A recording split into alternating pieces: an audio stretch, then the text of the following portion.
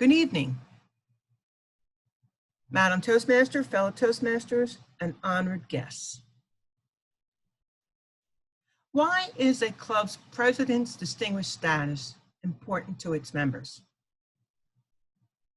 Number one, because if the club reaches distinguished status, that means its members are active, energetic, and engaged.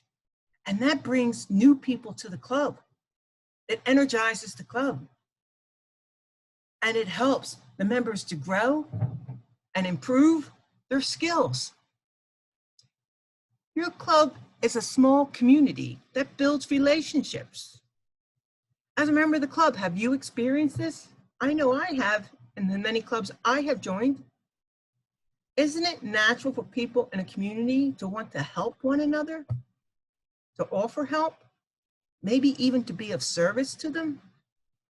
Isn't that sort of like volunteering, being engaged and doing a task? A few things that people volunteer for readily for are to set up the meeting room when we're meeting face to face. They'll stay after the meeting to help clean up the room. They'll volunteer for table topics. They'll even volunteer to greet guests and tell them how great the club is. And the best part, if you're lucky enough to have it in some clubs, is the Listen Up Awards. That is the most fun part of the meeting, where you see all the members get engaged. And when visitors come to the club, they see that and they love that and they want to join the club.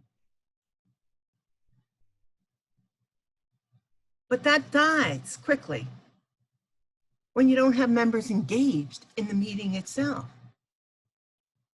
What I'm talking about are the hardest roles for people to volunteer for.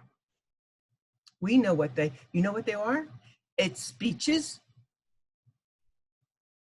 It's signing up for meeting roles ahead of time.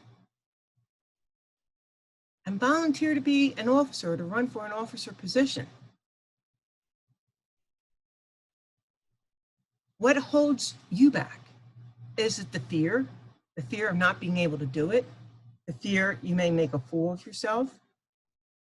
Or the hard question could be, is it the work that's involved that maybe you're just not up to doing at that time? Whatever it is, you need to think about it.